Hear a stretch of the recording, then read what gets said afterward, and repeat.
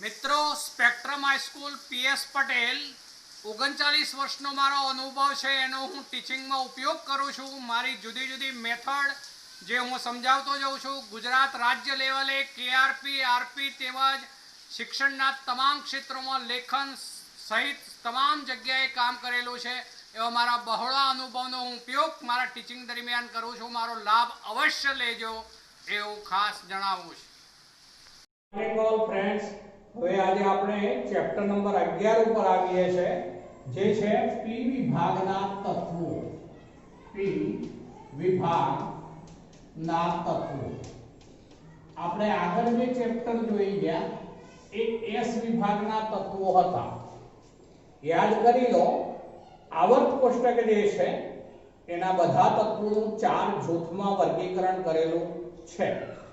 એમાં હવે આપણે પી જૂથની વાત કરીએ છીએ તો પી જૂથ એટલે અર્થ એવો થશે કે જે તત્વોની ઇલેક્ટ્રોન રચનામાં સૌથી છેલ્લો ઇલેક્ટ્રોન પી કક્ષકમાં દાખલ થતો હોય તો તેને પી વિભાગનું તત્વ કહે છે।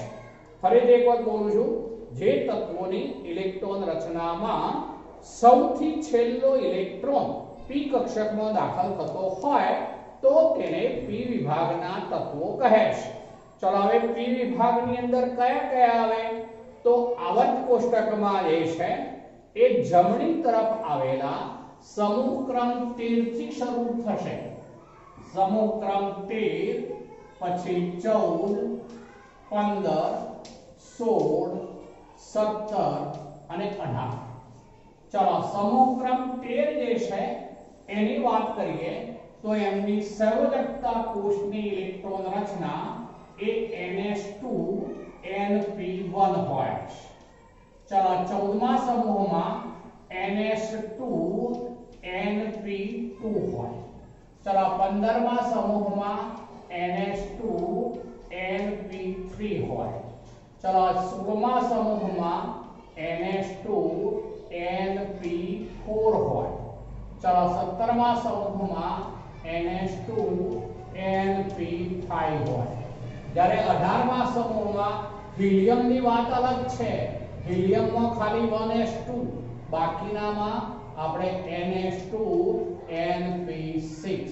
ચલો હિલિયમમાં સ્પષ્ટ કરી દઉં છું, હિલિયમ He જે 1s2 રચના ધરાવે છે જ્યારે બાકીના બધામાં NH2 NP6 હોય। ચલો હવે 13મા સમૂહનું પહેલું તત્વ જે છે એને કહેવાશે બોરોન। 14મા સમૂહનું કાર્બન, 15મા સમૂહનું નાઇટ્રોજન, 16મા સમૂહનું પ્રથમ તત્વ ઓક્સિજન, 17મા સમૂહનું પ્રથમ તત્વ જે છે એ ફ્લોરિન અને 18મા સમૂહનું આમ તો પ્રથમ તત્વ જો કહીએ તો હિલિયમ, બરાબર, એને મેં ઉપર લખી દીધું છે પણ આની સાથે લેવું હોય તો આવે નિયોન। ત્યાર પછી અહીંયા नियोन आवे। आ हीलियम लख्યું છે મેં, ધ્યાન રાખજો, પ્રથમ તત્વની રીતે તો हीलियम કહેવાય પણ ત્યાર પછી એટલે હું બંને લખી દઉં છું हीलियम પણ ત્યાર પછી આવે નિયોન। જે આ બધા જે છે એ બીજા આવર્તના તત્વો છે પણ એ દરેકની ઇલેક્ટ્રોન રચનામાં જો આ છેલ્લો ઇલેક્ટ્રોન પી કક્ષકમાં દાખલ થતો હોવાથી તેમને પી વિભાગના તત્વો તરીકે ઓળખવામાં આવશે। तो આપણે એવું કહી શકીએ કે જે તત્વોની ઇલેક્ટ્રોન રચનામાં કોમન કહીએ તો આવું કહેવાશે। કોમન બોલું છું, ધ્યાન રાખજો, તો આવું કહેવાય કે NS2 પછી NP1 to 6 NP1 to 6 સુધીની રચના હોય તો તેમને પી વિભાગના તત્વો કહે છે। અત્યારે મેં લીધા છે એ બધા બીજા આવર્તના તત્વો લીધા છે। સ્પષ્ટ બોલું છું, હિલિયમ પ્રથમ આવર્તમાં ગણાશે, નિયોન બીજા આવર્તમાં ગણાશે। આ બધા બીજા આવર્તના તત્વો છે। ચલો હવે કોમનલી પહેલા વાત કરીએ છે તો આ પી વિભાગ જે છે એ આવર્ત કોષ્ટકમાં આમ તો જમણી તરફ આવેલો છે। ચલો આ પી વિભાગના તત્વોમાં ઓક્સિડેશન સ્થિતિની વાત કરીએ પહેલા તો ઓક્સિડેશન સ્થિતિ ऑक्सीडेशन स्थिति जे छे ए जे आ 13 छे तो एमा 13 માંથી આપણે 10 બાદ કરીશું એટલે એની ઓક્સિડેશન સ્થિતિ જે છે +3 કહેવાશે. ચલો ટૂંકમાં આ કુલ ઇલેક્ટ્રોન s ના 2 અને p ના જે હોય તે બેનો સરવાળો. ચલો આમાં 2 2 4 એટલે એની ઓક્સિડેશન સ્થિતિ +4, આમાં 2 3 5 એટલે +5, આમાં 2 4 6 એટલે +6. ચલો આમાં 2 ને 5 7 એટલે +7, જ્યારે આમાં 2 ને 6 8 એટલે +8. ચલો આ જે છે આપણે ઓક્સિડેશન સ્થિતિઓ લીધી. સમૂહક્રમ 13 માટે +3, 14 માટે +4, 15 માટે +5, 16 માટે +6, 17 માટે +7, 18 માટે +8. આપણે એવું કહી શકીએ કે જે સમૂહનો ક્રમ હોય તેમાંથી આપણે 10 બાદ કરીએ તો જે મળે 10 બાદ કરવાથી જે મળે તે તેની મહત્તમ ઓક્સિડેશન સ્થિતિ બનશે. આ મહત્તમ ઓક્સિડેશન સ્થિતિ છે જે સમૂહ ઓક્સિડેશન સ્થિતિ તરીકે ઓળખાશે. સમૂહ ઓક્સિડેશન સ્થિતિ તરીકે ઓળખાતી હોય છે. હવે એ ઉપરાંત તેમાં જે ભારે તત્વો હોય છે એટલે કે જે તે સમૂહમાં નીચેની તરફ આવીએ તેવા તત્વો એ ભારે તત્વો કહેવાશે.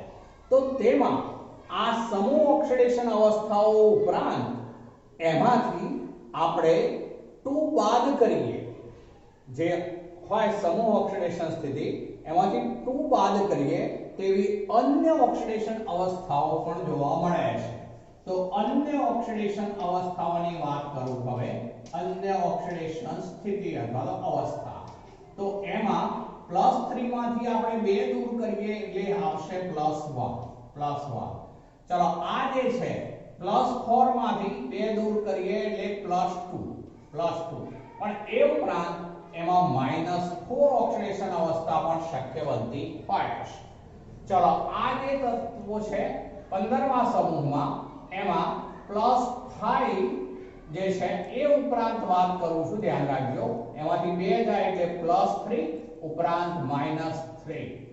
ચલો અહીંયા જે છે બીજી રીતે કહું તો એમ કહેવાય કે અષ્ટક પૂરું કરવામાં ખૂટતા ઇલેક્ટ્રોનને મેળવે ત્યારે ઋણ ઓક્સિડેશન અવસ્થા પ્રાપ્ત કરશે.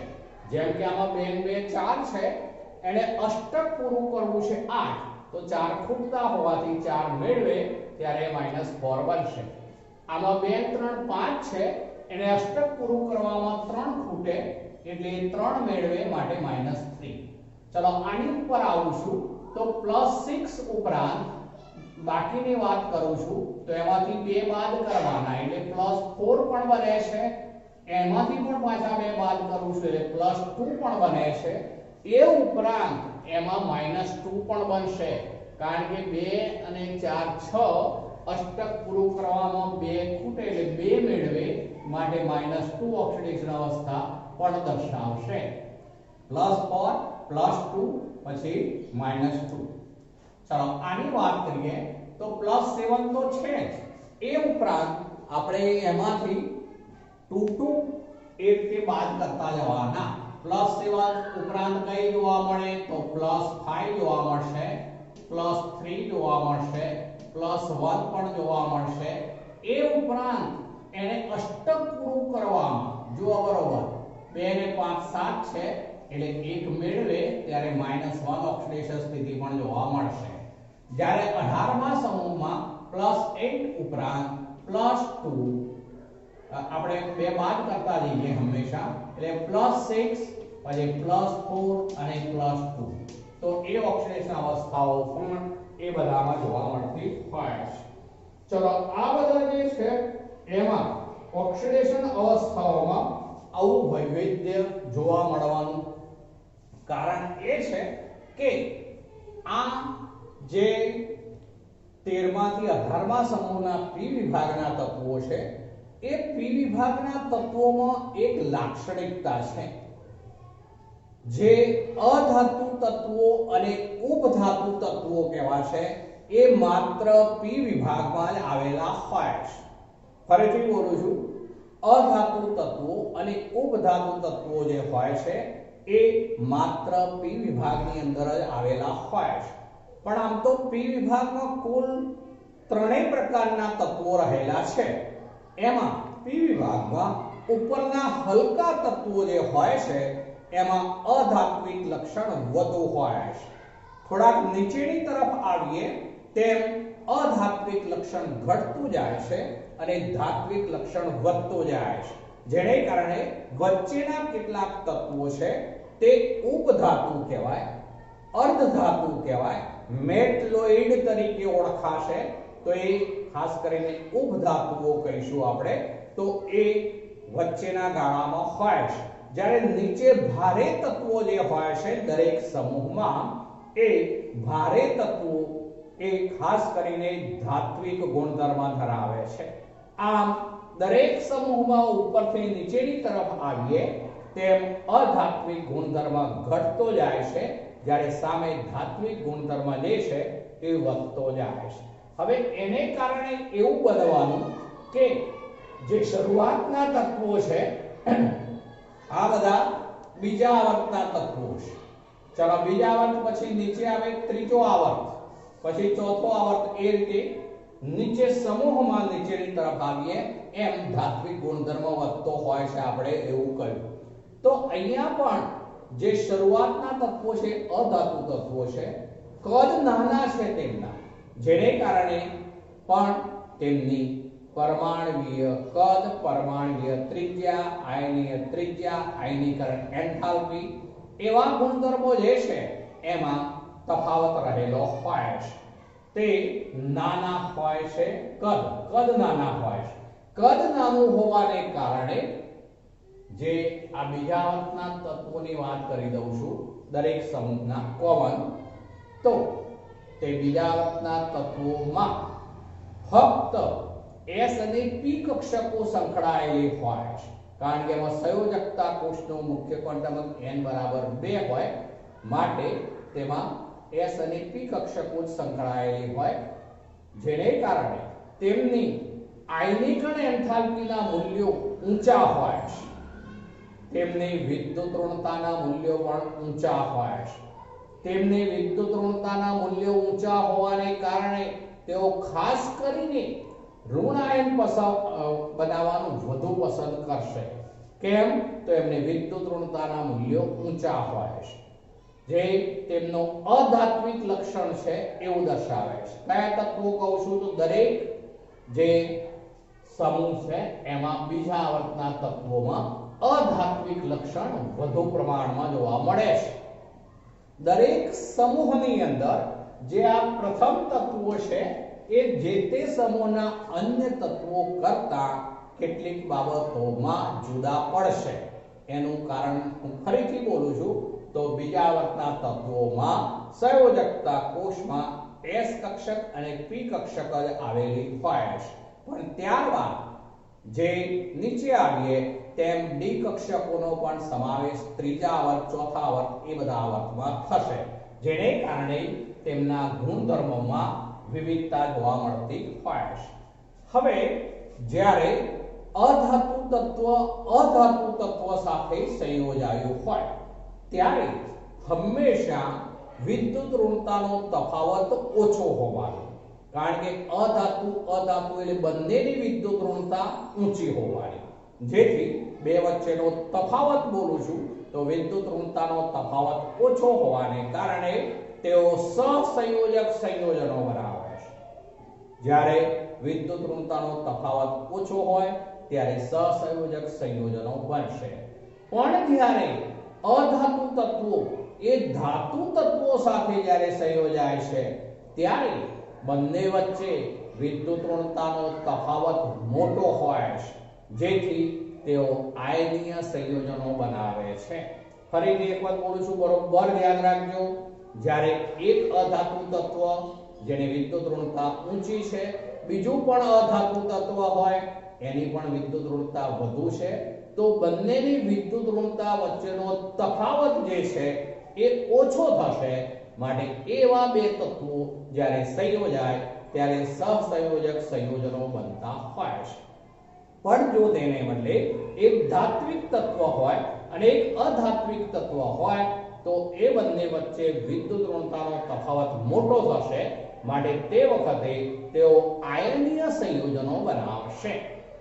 હવે આપણે એવું કહી શકીએ કે જે એમના ઓક્સાઇડ સંયોજનો બનશે એમાં અધાતુ તત્વોના ઓક્સાઇડ, જે શરૂઆતના તત્વોના ઓક્સાઇડ છે, એવા ઓક્સાઇડ જે છે એ કો તો એસિડિક હોય છે કો તો તટસ્થ હોય છે.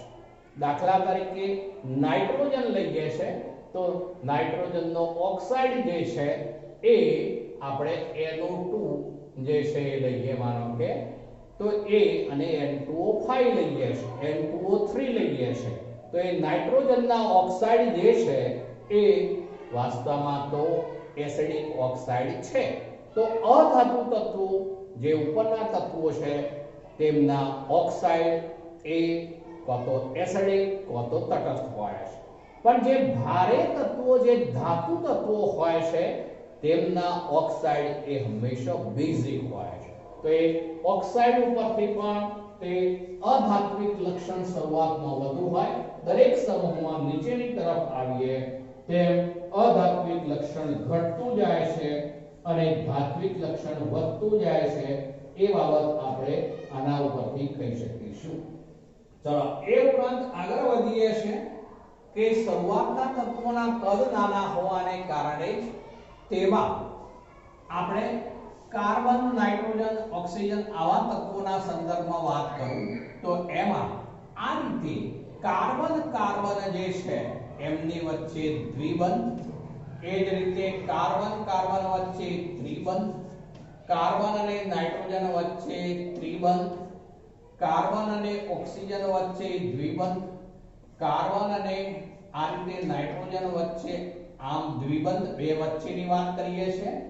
એ ઉપરાંત જે છે એ આપણે આવું પણ લઈ શકીએ, નાઇટ્રોજન નાઇટ્રોજન સાથે N ટ્રિપલ બોન્ડ N બનાવશે.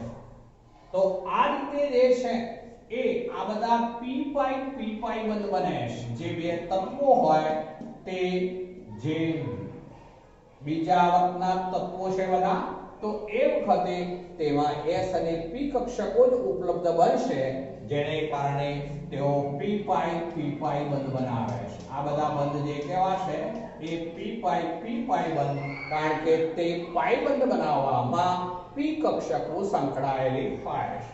આ દ્વિબંધમાં નીચે વાળો સિગ્મા કહેવાશે, ઉપર વાળો પાઈ. ચલો આની અંદર વચ્ચે વાળો સિગ્મા, ઉપર નીચેના બંને પાઈ, એ રીતે ગણાશે. તો એમાં p પાઈ બંધ જોવા મળતા હોય છે, કારણ કે તેમાં બીજા આવર્તમાં d કક્ષકો ઉપલબ્ધ હોઈ શકે નહીં. પણ ત્યાર પછી ત્રીજું આવર્ત અને ત્યાર પછીના તત્વો જે લઈએ તો એમાં n is greater than 2 સંયોજકતા કોષનો મુખ્ય ક્વોન્ટમ અંક n is greater than 2 હોય, જેને કારણે તેમાં d કક્ષકો પણ ઉપલબ્ધ બનશે. જેથી એવા ભારે તત્વો જે છે એ d p ભારે તત્વો જે છે, ભારે તત્વોમાં d p ઉપરાંત d આવા બંધ બનતા હોય છે. ભારે તત્વો હોય એમાં આવા d p અને d આવા બંધ દરેક સમૂહની અંદર બીજા આવર્ત પછીના આવર્ત, બરોબર, જ્યારે n is greater than 2 હોય તેવા ભારે તત્વોમાં ખાસ કરીને આવા બંધ જોવા મળશે. તો આમ પાઈ બંધ બનાવવામાં પણ એમાં ડિફરન્સ રહેલો છે એવું આપણે કહી શકીશું. હવે અહીંયા દરેકમાં આપણે ઓક્સિડેશન અવસ્થા જે સમૂહની છે એના કરતા આપણે ત્યારબાદ એ ઉપરાંત બીજી +2 જેટલી ઓછી ઘટાડી, આપણે 2 જેટલી ઓછી એવો અર્થ કરીએ છે. તો એનો અર્થ એવો થયો કે જ્યારે આ s કક્ષકમાંના 2 ઇલેક્ટ્રોન બંધ રચનાઓમાં સંકળાયેલા ન હોય ત્યારે તે નિષ્ક્રિય યુગ્મ અસર ધરાવે છે એવું કહેવાશે. તો એવી નિષ્ક્રિય યુગ્મ અસર હોય ત્યારે આવું જોવા મળતું હોય. ચલો બીજી બાબત કે અહીંયા બોરોન અને એલ્યુમિનિયમ બેની આપણે સરખામણી કરીએ, માનો કે તો આપણે એવું કહી શકીશું કે બોરોન જે છે, આ બોરોન, તો બોરોન ની ઇલેક્ટ્રોન રચના આવી થવાની, બોરોન 5 પરમાણુય ક્રમાંક માટે એમાં હીલિયમ, ચલો ત્યારબાદ 2s2 ત્યારબાદ 2px માં એક ઇલેક્ટ્રોન હોય, 2py ખાલી હોય, 2pz ખાલી હોય. અહીંયા સંયોજકતા કોષનો મુખ્ય ક્વોન્ટમ n બરાબર 2 છે, જેથી તેની સંયોજકતા કોષમાં 4 જ કક્ષકો ઉપલબ્ધ છે. માટે બોરોનની મહત્તમ સવર્ગાંક કહીશું. મહત્તમ સવર્ગાંક એવો શબ્દ વાપરું છું તો એ મહત્તમ સવર્ગાંક વધુમાં વધુ 4 સુધીનો થઈ શકશે. દાખલા તરીકે BF4 માઈનસ આયન બનાવશે. BF4 માઈનસ જેમાં 4 ફ્લોરિન જોડાઈ શકશે બોરોન સાથે, માઈનસ આયન બનશે, પણ એ તો એ આવી 4 કક્ષકો ઉપલબ્ધ હોવાને કારણે.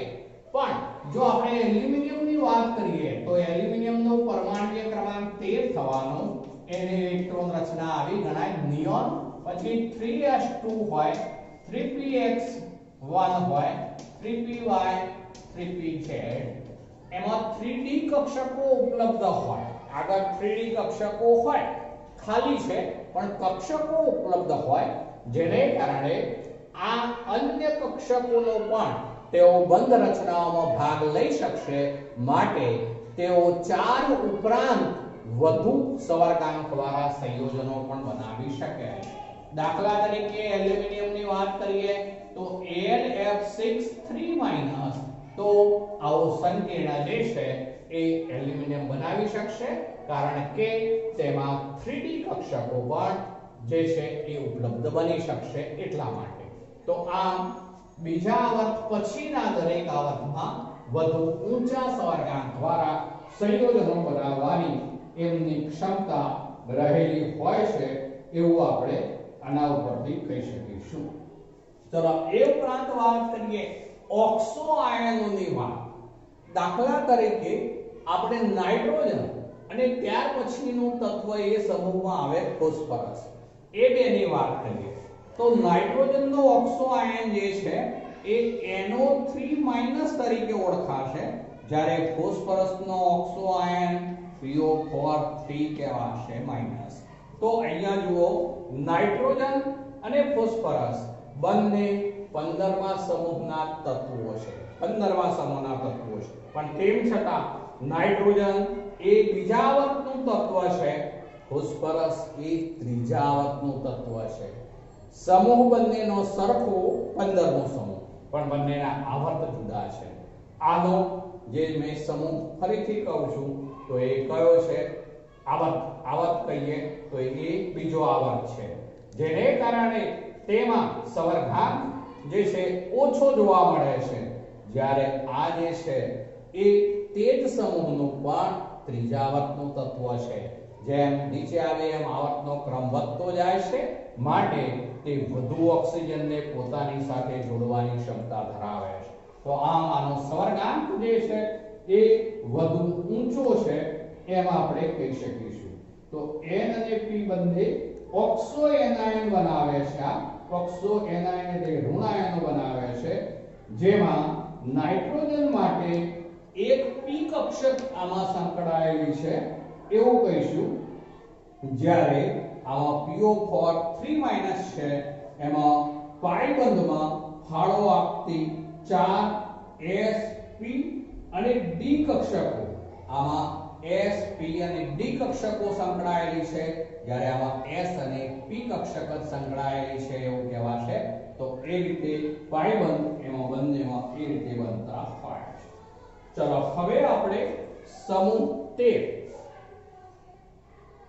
હવે આપણે આવતીકાલે આગળનો જે 13મો સમૂહ જે છે, એટલે કે 13મા સમૂહની ઇલેક્ટ્રોન રચના અને એની વિસ્તૃત ચર્ચા ઉપર આવતીકાલે જઈશું.